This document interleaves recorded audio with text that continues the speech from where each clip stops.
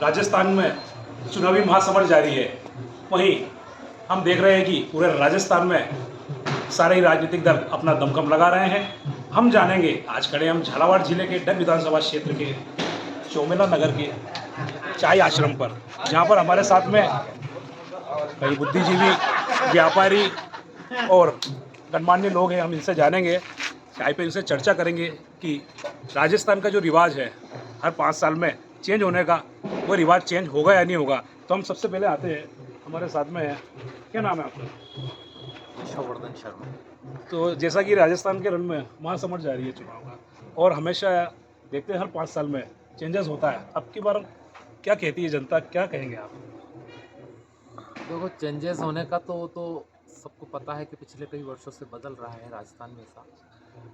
बाकी इस बार पहली बार एक ऐसा हो रहा है जहां से विधानसभा चुनाव की घोषणाओं के साथ से या उसके कुछ पहले से ही ये लग रहा है कि इस बार कुछ रिपीट है। तो रिपीट शब्द होना नहीं होना एक अलग चीज़ है, वो तो मतदाताओं के ऊपर निर्भर करता है कि वो क्या करते हैं। बाकी रिपीट चीज़ आना ही ये बात बताती है कि कहीं किसी प्रकार का कंपटीशन इस बार उस रिवाज से हटके कुछ चीज़ ऐसा क्यों? उसके कारण है जो अशोक गहलोत की जो योजनाएं रही है, जो जन योजनाएं उन्होंने दी है, और उसमें चिरंजीव जैसी जो है एक बहुत महत्वपूर्ण योजना है जिसका लाभ काफ़ी अच्छा लोगों ने लिया है। महंगाई को लेकर उन्होंने जो दूसरी तरफ जो गैस सिलेंडर वाला था, तो उसको जो उन्होंने रिड्यूस किया था, पैसा जो कम किया था, वो है। बाकी कुछ घोषणाएं तो जैसे चुनावी घोषणाओं में आ गई, वो चुनाव के घोषणा के बहुत नज़दीक आई, परंतु कुछ योजनाएं उनका प्रभाव जो है, उस प्रभाव के कारण ही तो कहीं ना कहीं उस योजनाओं का असर जनता तक पहुंचा है। बेशक बेशक मैं जो समझता हूँ, लगभग पिछले 15-20 साल में योजनाओं के ऊपर चुनाव लड़ना ये पहली बार देखने को मिल रहा है अशोक गहलोत राजस्थान के अंदर। बाकी योजनाओं के ऊपर चुनाव लड़ने का साहस हाँ कहते भाजपा या कांग्रेस पहले नहीं कर पाई है, पिछले एक दशक में तो नहीं कर पाई। तो कहीं ना कहीं हो सकता है रिपीट हो सकती है सरकार। संभव है। हमारे साथ में वह व्यापारी है, क्या नाम है आपका? पवन डोसी। आप क्या कहेंगे?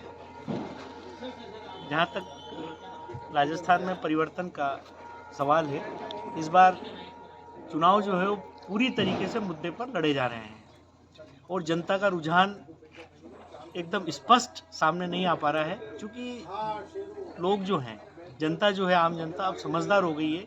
उनको क्या करना है, कैसे करना है, वो निर्णय अब स्वयं लेते हैं। आपके और हमारे कहने से वो अपना निर्णय नहीं बदलते हैं। वो बुनियादी सुविधाओं पे आधारित जो जीवन है और उनको जो सरकार से फ़ायदा हुआ है, उस पर वो जीने की कवायद रखते हैं। कहीं ना कहीं पूरे और देश में नरेंद्र मोदी का एक माहौल चल रहा है, भाजपा का एक माहौल चल रहा है, तो कहीं ना कहीं उसका इफेक्ट राजस्थान में पड़ सकता है क्या? पढ़ तो सकता है, ऐसी बात नहीं है। केंद्र सरकार द्वारा चलाई गई योजना है जो कुछ ऐसी बहुत महत्वपूर्ण है, जो बहुत अच्छी योजना है, लेकिन उनका धरातल पर आना और उनका धरातल पर लोगों को फ़ायदा मिलना उतना नहीं हो पाया है जितना होना चाहिए। क्योंकि हम बहुत छोटे क्षेत्र से आते हैं, बहुत छोटे क्षेत्र में रहते हैं, इसलिए इन सब चीज़ों से हम बहुत दूर हैं अभी। लेकिन फ़ायदा तो हुआ है लोगों को और आगे भी मिलेगा।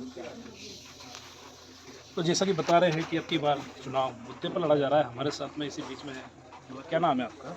अरविंद अग्रवाल। तो राजस्थान में जिस प्रकार हर 5 साल में सरकार चेंज होती है, इस मामले में आप क्या कहेंगे? इस बार निश्चित रूप से परिवर्तन की लहर है और जनता के मन में कहीं ना कहीं जो 5 साल तक कांग्रेस आपस में ही गुटबाजी में उनके मुख्यमंत्री महोदय और उप मुख्यमंत्री महोदय आपस में ही उनकी रस्साकशी इस प्रकार से चली है। इसके इतर अपन और आगे चलें विस्तृत में, तो पेपर लीक के जो युवाओं के जो रोजगार संबंधी एक महत्वपूर्ण इशू होता है, उसमें पेपर लीक जैसे इशू युवाओं के दिल के अंदर तक ठेस पहुंचाते हैं और उनके पूरे परिवार को ठेस पहुंचाते हैं, उनके भविष्य को बर्बाद करते हैं। इसी के अलावा एक लाल डायरी का मैटर आपने देखा ही होगा, उनके ही कैबिनेट के मंत्री उनसे खपाए, तो कुछ प्रकार से उनका जो वातावरण है वो आपस में लड़ने भिड़ने में उन्होंने 5 साल निकाल दिए और विकास के कोई कार्यों को गति नहीं मिली। निश्चित रूप से चुनाव के पहले उन्होंने रेवड़ी बांटने की कोशिश की, जनता के ही पैसे से, टैक्स के पैसे से मोबाइल बांटना और इस प्रकार की योजनाएं दी, लेकिन अब जनता सब समझ चुकी है। तो इस जनता पे इसका असर आपको नहीं लगता है कि कहीं होगा? जनता ने स्पष्ट रूप से कहा है, कई जगह के हमने वायरल वीडियोस भी देखे हैं कि अपने ही पैसे के हैं, मोबाइल तो ले लो लेकिन वोट भाजपा को ही देंगे। निश्चित रूप से, और केंद्र की जो योजना है आयुष्मान कार्ड जैसी योजनाओं को राजस्थान में लागू नहीं किया, ये भी एक आम जनता पे चोट करने वाला मुद्दा है। तो इनका कहना है कि रिपीट होगी। अब हमारे साथ में तो व्यापारी है, क्या नाम है आपका? शरद अग्रवाल। आप क्या कहना चाहेंगे राजस्थान को रिवाज को लेकर? मेरा तो मानना यह है कि इस बार के जो विधानसभा का चुनाव है वो चुनाव इस बार अलग रहेगा। वोटर बहुत साइलेंट हो चुका है और वोटर के दिमाग में कब क्या मुद्दे आते हैं उस मुद्दों के आधार पर चुनाव होंगे। सबसे पहले लोकल मुद्दा, उस विधानसभा का मुद्दा, उस जिले का मुद्दा और उसके बाद राज्य का मुद्दा। और मेरे हिसाब से वर्तमान में जो राजस्थान की सरकार है उसकी जो नीतियां हैं उसमें ऐसी कोई खोट नहीं देखी गई है कि उस सरकार की आप आलोचना कर सकते हैं। हमेशा सरकार के खिलाफ एक माहौल बनता है विपक्ष का कि सरकार ने एंटी इनकम्बेंसी में माहौल बनता है। बाकी इस बार राजस्थान सरकार के खिलाफ ऐसा कोई माहौल नहीं बना है। होता है हमेशा कि विरोध होता है, सरकार के खिलाफ माहौल बनता है। बाकी इस बार ऐसा माहौल नहीं बना। वोटर साइलेंट है, कुछ कह नहीं सकते। बाकी फाइट बहुत खतरनाक है। लेकिन कहीं ना कहीं जैसे बात आ रही है, जो राजस्थान में युवाओं के लिए बहुत बड़ा मुद्दा था पेपर लीक वाला मामला, तो काफ़ी गरमाया भी सही। और हमने कई इंटरव्यू लिए हैं और देखा उसमें युवा नाराज भी रहे हैं, तो उसका इफेक्ट कहीं ना कहीं पड़ सकता है। ये एक पेपर लीक का मामला था, तो उसके ऊपर सरकार ने जो कानूनी कार्रवाई करी है उस कानूनी कार्रवाई को उससे कंट्रोल भी किया है। उस पेपर लीक के मामले के अलावा आप जो जन कल्याण योजनाओं को देखेंगे, जैसे ओपीएस चालू करी है कर्मचारियों के लिए, ये बहुत अच्छी योजना है। उससे कर्मचारियों के भविष्य का बहुत अच्छा फायदा तो हुआ कहीं है। ना कहीं कांग्रेस आपकी नज़र में रिपीट हो सकती है। मैं भी ओके, अब हमारे साथ में है और युवा व्यापारी, आपका क्या कहना है इसको लेकर, राजस्थान में रिवाज को लेकर? राजस्थान में रिवाज को लेके दोनों ही पार्टियां जो अपने अपने कयास लगा रही है, उसमें चुनाव घोषणा की शुरुआत में माहौल कुछ और था और आज माहौल बनता हुआ कुछ और दिख रहा है। जहां पूरे राजस्थान में जो भाजपा की ओर से लगभग सीएम का चेहरा वसुंधरा राजे सिंधिया जी जो है, पिछले दिनों उनके द्वारा व्यक्तिगत रूप से 68 सभाएं जो की गई, उनमें जिस प्रकार से जन समर्थन मिलना मतलब अपने आप में एक बहुत बड़ी बात है। तो व्यक्तिगत रूप से अगर सिंगल स्टार प्रचारक होने के बावजूद इतना समर्थन मिलना और उसी प्रकार अन्य पार्टी जो सभाएं कर रही है उनमें नगण्य जनता का होना, ये भी कुछ कारण है कि कहीं ना कहीं भाजपा के पक्ष में माहौल है। उसके अलावा कुछ मुद्दे स्थानीय भी रहते हैं। कुछ ऐसे क्या मुद्दे हैं? स्थानीय मुद्दों में बहुत सारे, जैसे क्षेत्र के हिसाब से रहते हैं, चेहरा कौन है और सीएम का चेहरा कौन है, सेंट्रल लिंक भी कहीं ना कहीं इसमें मायने रखती है। तो सीएम का चेहरा तो वैसे दोनों ही पार्टियों ने अभी घोषित नहीं किया है।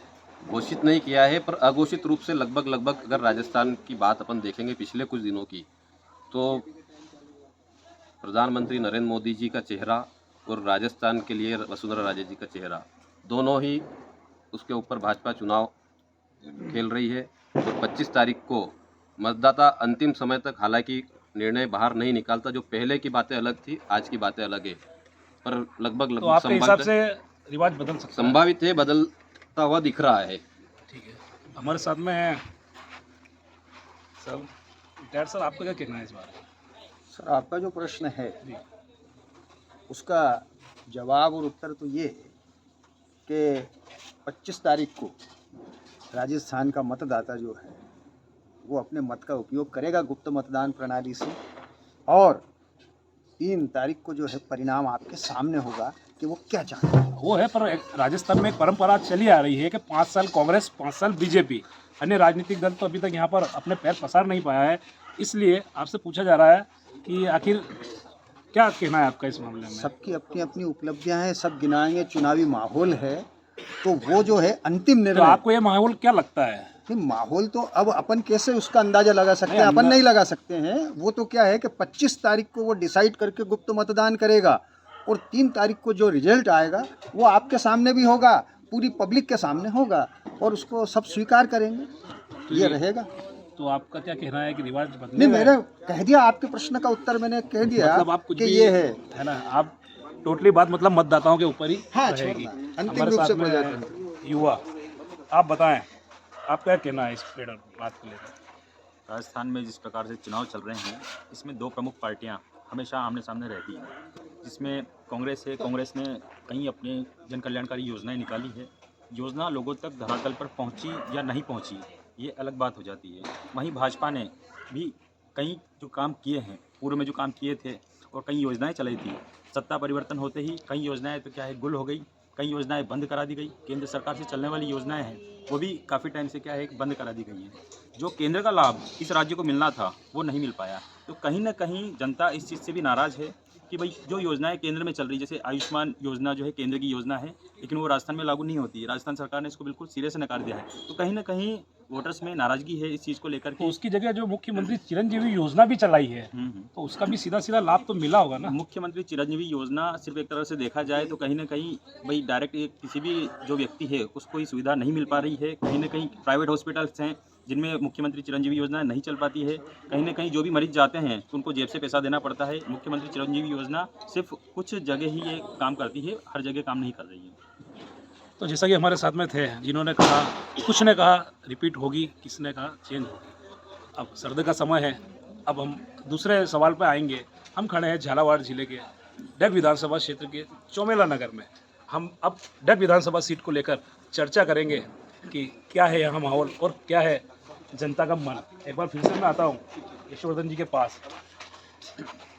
डग विधानसभा से आप आते हैं और भाजपा का यह गढ़ माना जाता है, लेकिन जैसा कि अभी चर्चा में मालूम है कि कहीं ना कहीं जो योजना है कांग्रेस सरकार की वो लोगों को मिली है, तो अब की बार यहाँ पे परिवर्तन होगा या नहीं होगा?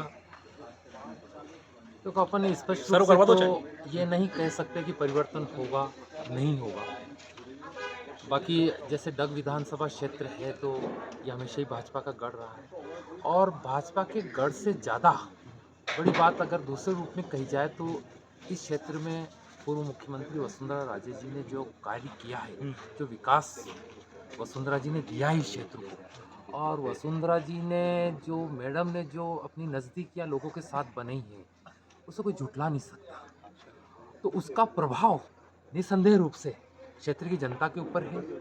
आज ही जो दिन में जैसे उनकी आम सभा हुई है कस्बे में, और उसमें उपस्थित संख्या भी ये बताती है कि वो जो है, और जिस प्रकार से वो पारिवारिक वातावरण से बात करती है, तो ये कहा नहीं जा सकता कि इतना जल्दी डग विधानसभा क्षेत्र में भाजपा को कोई मतदाता छोड़ रहा है, ये संभव नहीं। बाकी चीज़ वहाँ आ गई है जहाँ एक बागी उम्मीदवार या निर्दलीय उम्मीदवार बिल्कुल, जो मैं इस सवाल आए पे आ रहा था कि जो निर्दलीय उम्मीदवार है रामचंद्र सुनारीवाल, जो भाजपा से पूर्व विधायक रहे हैं, तो उसका असर यहाँ पर पड़ सकता है क्या? बिल्कुल वहीं से बीजेपी को जो लॉस होने की शुरुआत होती है वो वहीं से गणित चलती है।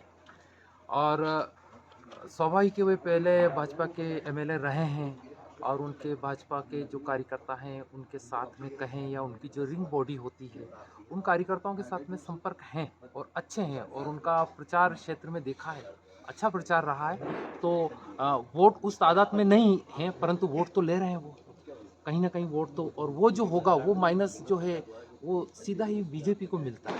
इस वजह से ये सीट जो है कशमकश के अंदर है, और अगर ये मेरा गणित सही है तो हार जीत कम वोटों से होने वाली है। तो कुल मिला के त्रिकोणीय मुकाबला हो सकता है। नहीं, त्रिकोणी तो नहीं है, मैं समझता हूँ त्रिकोणी तो नहीं कह सकते हैं इस चीज़ को। बाकी जो पिछले जैसे सुनारीवाल जी स्वयं 50,000 से ऊपर, पिछले बार एमएलए कालूराम जी 18,000 के अप्रोक्सीमेटली, तो वो लीड जो वोट उसमें जो कमी आएगी उसके कारण जो है हार जीत का फैसला कम वोटों से होगा। बात करेंगे हमारे साथ में व्यवसायी शरद जी अग्रवाल। आपका क्या कहना है डग विधानसभा सीट को लेकर? डग विधानसभा में इस बार कांग्रेस ने एक नए उम्मीदवार, युवा उम्मीदवार को उतारा है, और कांग्रेस की लड़ाई यहाँ के स्थानीय विधायक से नहीं, डायरेक्ट पूर्व मुख्यमंत्री वसुंधरा राजे सिंधिया से, क्योंकि यहाँ पे बीजेपी को जो वोट मिलते हैं वो मैडम के नाम से मिलते हैं, मैडम के विकास की वजह से, मैडम की जो क्रेज है एरिया में उससे मिलते हैं। कांग्रेस ने भी एक नए उम्मीदवार को उतारा है, युवा है, उन्होंने युवाओं में जोश डाला है, पार्टी को संगठित करा है। बाकी इस बार डग विधानसभा की जो परिणाम आएंगे वो हैरत अंगेज आएंगे, आप कुछ बोल नहीं सकते। तो कहीं ना कहीं जो बागी उम्मीदवार है वो इफेक्ट करेगा बीजेपी तो को। भैया तो बहुत करेगा, क्योंकि वो बीजेपी के वोट है और वही वोट उनको मिलेंगे, तो इससे निसंदेह इनडायरेक्टली कांग्रेस को फायदा ही होगा। अब मैं आपसे ये भी पूछना चाहता हूँ कि आप बाजार में रहते हैं, आप व्यापारी हैं, यहाँ पे ऐसे कौन से अहम मुद्दे हैं जो यहाँ पे होने चाहिए, ये क्या मांग है आपकी? हमारी व्यापारी के हिसाब से यही मांगे कि जो व्यापारी हितों की रक्षा करेगा, व्यापार संघ उसका साथ देगा। और हमारे यहाँ पे मुख्य मुद्दा जो अंडर ब्रिज को लेके काफ़ी टाइम से वो मुद्दा चल रहा है रेलवे फाटक का, तो उस मुद्दे को सुलझाना चाहिए। दूसरा मुद्दा हमारे यहाँ चंबल की पुलिया का मुद्दा बहुत टाइम से चल रहा है। वो पुलिया 2019 में क्षतिग्रस्त हुई थी, वो अभी तक नहीं बनी है। तो हम चाहते हैं कि जो भी विधायक बने वो वैसा विधायक बने और सरकार ऐसी बने कि उस पुलिया का जल्दी से जल्दी नवीनीकरण करने की कृपा करें। हमारे साथ में है पवन जी। तो अब बात कर रहे हैं हम डग विधानसभा क्षेत्र की कि यहाँ पर परिवर्तन होगा कि नहीं होगा। ये भाजपा का गढ़ माना जाता है और लगातार यहाँ से भाजपा जीतती आ रही है। अब क्या कहना है आपका? निश्चिंत ही अमित जी, डग विधानसभा भाजपा का गढ़ है और रहेगा। जिस प्रकार से लोगों का कुछ समय पूर्व जब स्थानीय जो कैंडिडेट है उसके प्रति नाराजगी वगैरह जो भी थी, तो 2 बार आप देखेंगे कि किसी विधानसभा में, स्पेशली चौमेला जैसे क्षेत्र में, कम समय में 2 बार पूर्व मुख्यमंत्री महारानी वसुंधरा राजे सिंधिया का दौरा होना मतलब अपने आप में एक बहुत बड़ी बात है। बिल्कुल बड़ी और बात है। आप उस चीज़ को समझ सकते हैं कि जब वो धनतेरस के दिन चौमेला पधारी थी, उसके बाद माहौल जैसा चेंज हुआ और आज उनका आगमन उस माहौल का पूरा परिवर्तन कर चुकी है वो, क्योंकि यहाँ की जनता जानती है कि अगर वसुंधरा है तो विकास है, नहीं तो विकास नहीं है। तो कुल मिला के एक बार फिर से इस सीट पर भाजपा काबिज हो सकती है। हो सकती है। ठीक है, इस बीच हमारे साथ में है अरविंद जयसवाल। आपका क्या कहना है डग विधानसभा सीट को लेकर? डग विधानसभा की सीट आज की तारीख में, आज की जनसभा जो राजस्थान के पूर्व मुख्यमंत्री महोदया वसुंधरा राजे जी आज यहाँ आए थे, उन्होंने एक जनसभा को संबोधित किया। निश्चित रूप से आप सभी ने कवरेज किया होगा। काफ़ी संख्या में इतनी लिमिटेड सूचना के बाद, कल ही सूचना आई थी, उसके बाद आपने देखा आज पूरा मैदान खचाखच भरा हुआ था। और जनता का रुझान, क्योंकि उन्होंने इस पूरे झालावाड़ ज़िले को एक परिवार के रूप में माना है और डग विधानसभा में उन्होंने जो विकास कार्य किए हैं वो किसी से अछूते नहीं हैं। और कांग्रेस सरकार ने क्या किया, इन 5 वर्षों में जो अच्छी योजनाएं पूर्व मुख्यमंत्री वसुंधरा राजे जी ने लागू की थी क्षेत्र में, उनको रोकने का कार्य किया। जैसे अपन देख सकते हैं, आप खुद पत्रकार महोदय, रेलवे के ओवर ब्रिज को लेकर जो बना हुआ था उसको आज तक पूरा नहीं हो पाया। एक अंडर ब्रिज का जो मुद्दा है, जहाँ रोड ट्रैफिक जाम होता है, उसको आज तक कांग्रेस सुलझा नहीं पाई 5 सालों में, है ना, ज्वलन मुद्दा। उसके बाद यहाँ एक समस्या है, हमारा किसानों का एरिया है, पूरा कृषि प्रधान क्षेत्र है। यहाँ पर कृषि में बिजली की आवश्यकता होती है, तो दिन में बिजली नहीं दे करके रात में बिजली दी है पिछले 5 सालों से। उससे करंट की वजह से कई हमारे युवा हताहत हुए हैं, अकाल मृत्यु को प्राप्त हुए हैं। कई बार डीपीओ के भी ऐसी चर्चाएं हम कहेंगे तो आपको लगेगा निश्चित रूप से, पर डीपी के पैसे को लेने के उनके जो अधिकारी है वो कांग्रेस कंट्रोल नहीं कर पाई है। और जो भारतीय जनता पार्टी के जो विधायक थे उनको भी ढंग से काम नहीं करने दिया गया क्षेत्र में। पर कहीं ना कहीं मान सकते हैं हम कुछ हद तक कांग्रेस गवर्नमेंट लोगों के बीच नहीं पहुंच सकी, लेकिन उनकी जो योजना है काफ़ी कुछ है जो आम जनता तक पहुंच रही है, तो उसका इफेक्ट पड़ेगा क्या? यहाँ पर तो धरातल पे कुछ दिखा नहीं है। कहीं किसी क्षेत्र में हो, जोधपुर में गहलोत साहब के वहाँ तो कह नहीं सकते हैं, पर हमारे झालावाड़ जिले में तो एक तरफा चारों ही सीटों पर भारतीय जनता पार्टी की विजय निश्चित रूप से लगी रही। तो मतलब आपका कहना है कि डग में एक बार फिर से भाजपा आ सकती है। तो हमारे साथ में है पत्रकार साथी प्रशांत सोनी। आप क्या कहना है इस सीट पर? डग विधानसभा की सीट है, इस पे मुख्यतः तो कांग्रेस और बीजेपी लड़ रही है, लेकिन एक और निर्दलीय उम्मीदवार जो रामचंद्र सुनेरीवाल हैं, भाजपा से बागी होकर के निर्दलीय चुनाव लड़ रहे हैं। कहीं ना कहीं युवा वर्ग उनके साथ में है, तो वो कहीं ना कहीं भाजपा को निश्चित नुकसान पहुंचाएंगे। अब ये जो लड़ाई है, इस लड़ाई में कहीं ना कहीं ये जो वोट काटे जाएंगे, ये भाजपा के लिए नुकसान है, लेकिन कांग्रेस को कहीं ना कहीं फ़ायदा देंगे। तो स्पष्ट रूप से ये नहीं कहा जा सकता है कि भाई कौन व्यक्ति जीत के आएगा, लेकिन यदि मुद्दों की बात कर रहे हैं कि यदि मुद्दे पे चुनाव लड़े जा रहे हैं तो कहीं ना कहीं भाजपा को इसका फ़ायदा मिलेगा, क्योंकि भाजपा ने इस क्षेत्र में जो ये डग विधानसभा क्षेत्र रहा है, पूर्व मुख्यमंत्री का गृह क्षेत्र रहा है, जहाँ कई ऐसी योजनाएं और कई ऐसे काम किए हैं जो कहीं ना कहीं भाजपा को फायदा देगा। तो कहीं ना कहीं भाजपा का एक बार फिर से मौका है। हमारे साथ में है पवन जी डोसी।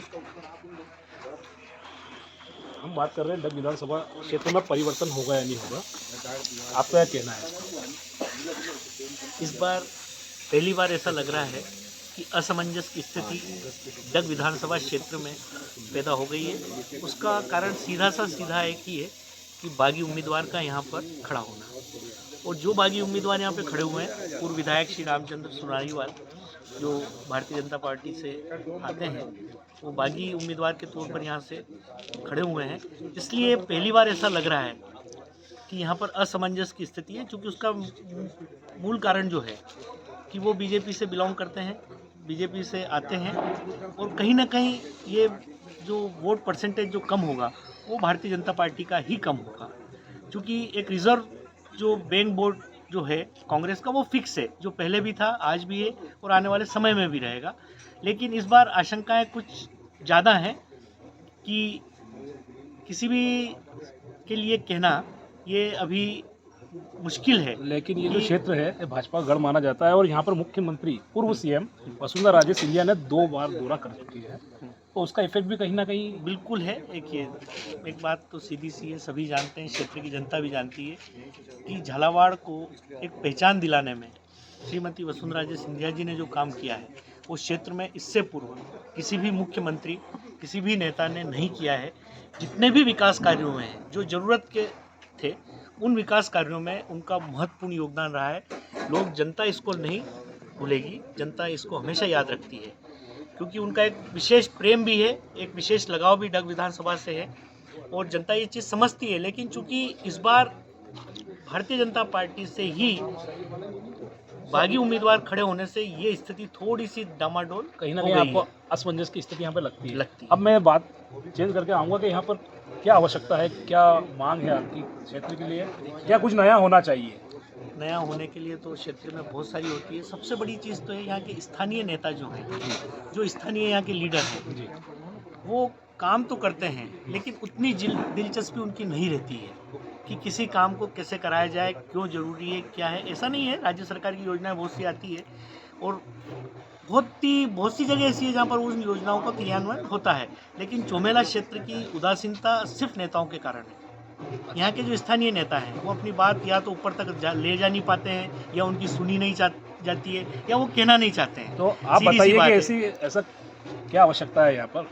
सबसे बड़ी समस्या है साहब यहाँ पर जैसे बिजली की समस्या। ऐसा नहीं है, बिजली की समस्या दूसरी जगह भी है, यहाँ पर भी है, लेकिन यहाँ पे कोई सुनने वाला ही नहीं है। जब चल रहा है, जब बिजली आ रही है, जब जा रही है, कोई कहने वाला सुने। अगर आप अपनी शिकायत भी रखते हैं तो भी कोई नहीं सुनता है। चिकित्सा से संबंधित सुविधाएं नहीं है, शिक्षा से संबंधित, मतलब बुनियादी सुविधाओं का जो ढांचा चौमेला के लिए है, बेसिक बता रहा हूँ, वो तो बहुत ही बिगड़ा हुआ। और उसका मूल कारण है यहाँ के जो लीडर हैं, जो यहाँ के नेता हैं, जो प्रतिनिधित्व यहाँ का करते हैं, वो अपनी बात ऊपर तक ले जा ही नहीं पाते हैं, या तो उनकी सुनी नहीं जाती है, वो कहना नहीं चाहते। मेन कारण ये है। मुख्य कारण ये है कि यहाँ पे जो स्थानीय नेता है वो उदासीन।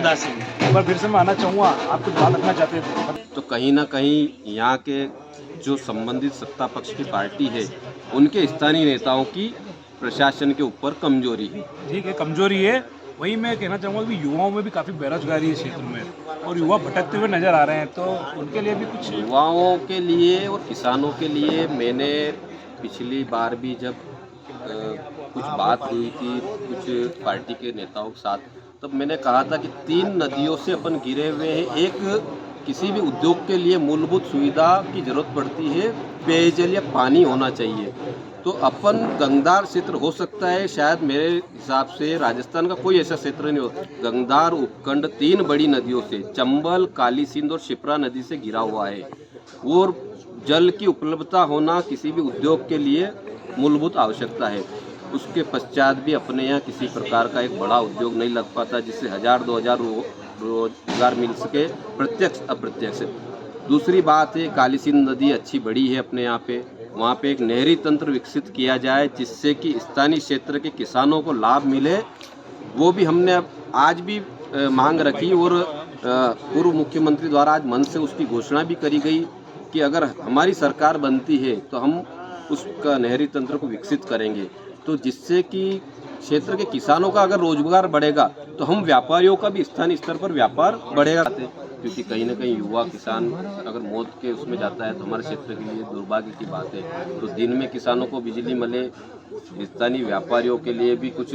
रही बात एक और है, जो भी सरकार बनती है मध्यम वर्ग के लिए, आज तक हम गरीब की बात नहीं करते, पर मध्यम वर्ग के लिए भी किसी प्रकार की योजनाओं का उनको क्रियान्वयन करना चाहिए ताकि वो मध्यम वर्ग भी आज उससे लाभान्वित हो सके। थे हमारे साथ में कुछ व्यापारी, पत्रकार साथी, बुद्धिजीवी जिनसे हमने चर्चा की, जिनका कहना है कि राजस्थान में रिवाज बदलेगा, किसी का कहना नहीं बदलेगा। वहीं डग विधानसभा की सीट को लेकर भी मिला जुला ही आंसर आया है, वहीं क्षेत्र की काफ़ी मूलभूत जो मांगे हैं वो उठाई है।